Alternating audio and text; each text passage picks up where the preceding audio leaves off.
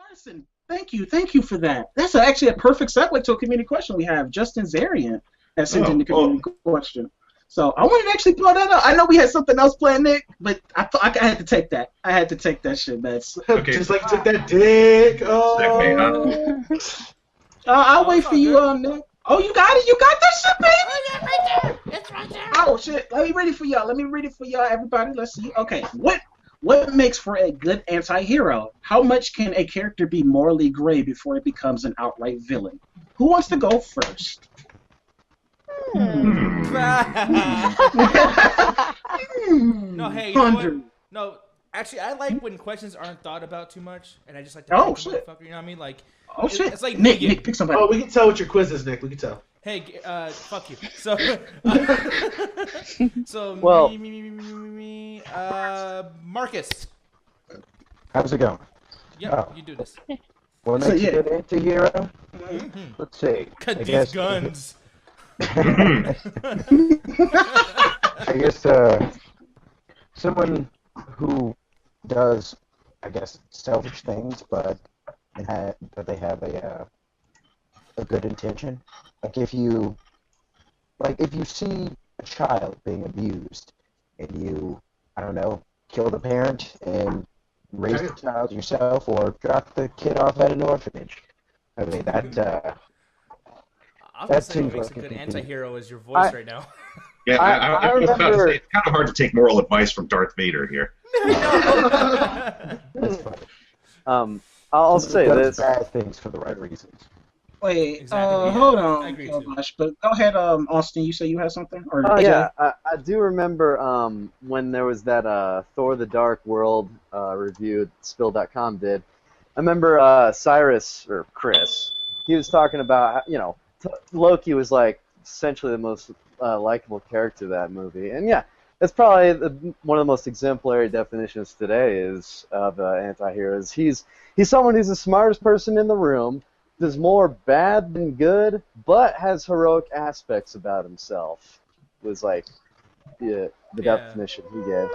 I would disagree. One thing I will say though is just I'm just kind of curious. I'm sorry, but just this camera angle. Are you trying to air out your balls? Say what?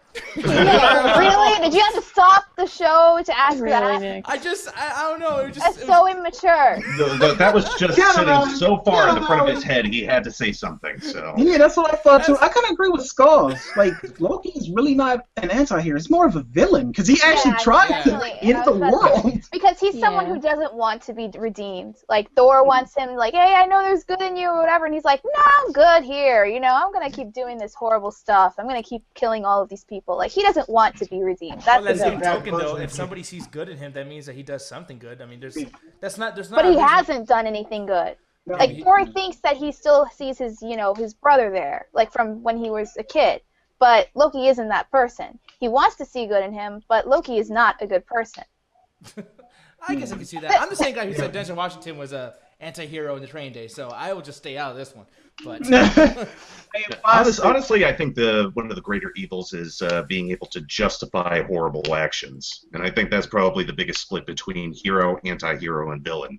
Because a villain can justify just about any evil act he does, but an anti-hero will kind of, him and haw on it before ultimately choosing bad, and a hero will never choose, will never justify a horrible action. He'll live with it. Damn it, Eric, I'm a villain. There you go. Chaotic evil, gotcha. You're chaotic evil. Damn.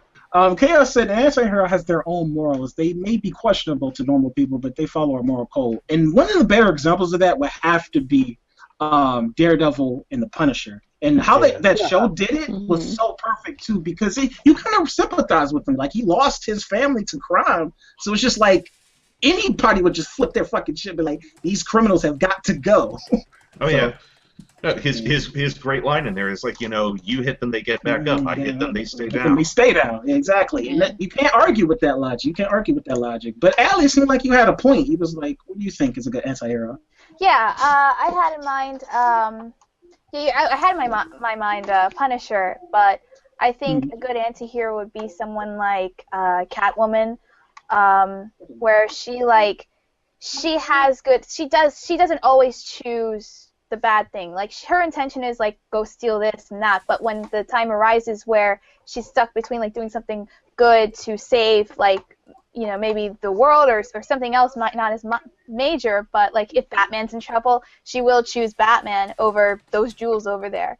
Like when it comes to the big decisions, they choose the right. But when it's like more minor things, they might stray more towards the dark. Oh, thank God. By Ali standards, I'm an anti-hero. I think selfishness also has a part to play in the whole thing, Right. too. So.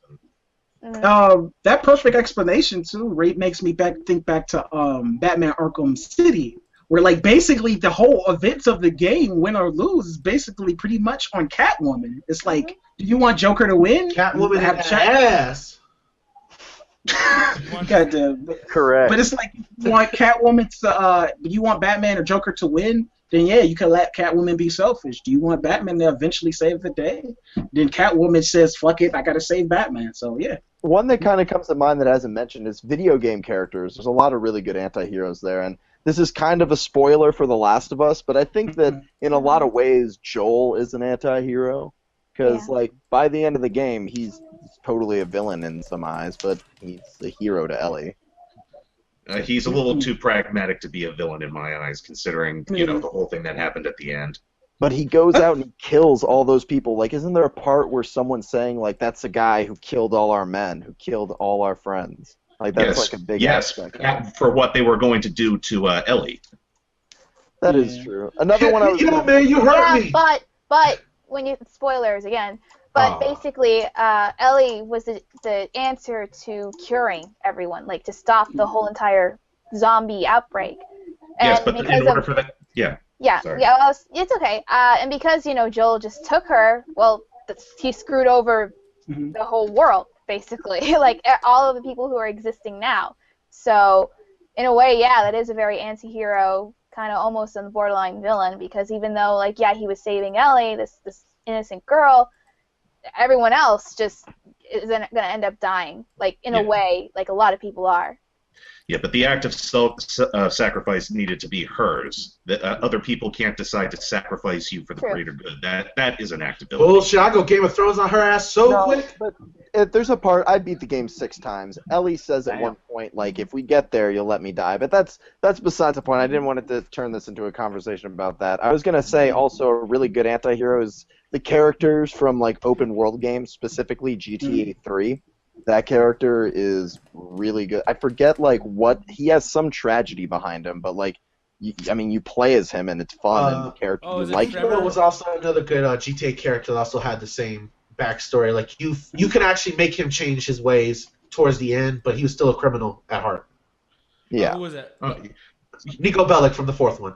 No, I was saying from the 3rd one. I forget what his name was. Clark or whatever. Yeah. Either way, but all GTA characters are really anti-heroes. Nico Bellic is a perfect example. They're all kind of douchebags, but it's Except Nico, he was the only character that had a heart somewhat. Yeah, he was trying to change it because, in the story, he actually just sits down with that girl and he was just like, dude, I've been through a war. I killed people, murdered people. He was like, does that ever hurt your soul? He's like, yeah, I think about that shit all the time. So it's just like, I'm trying to just fix my ways. But I actually had a question to propose.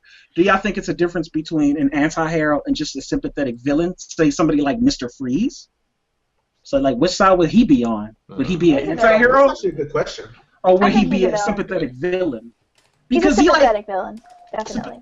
Because his morals are no different from Punisher. It's just something effed up happened to him that was out of his control. And in some comic runs, hasn't he become a good guy too, Anthony?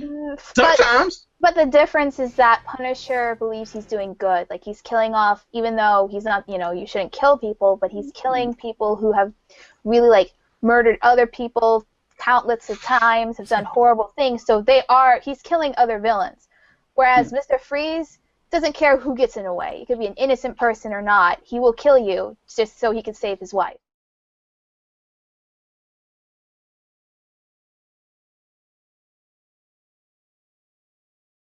Eric, I'm a villain.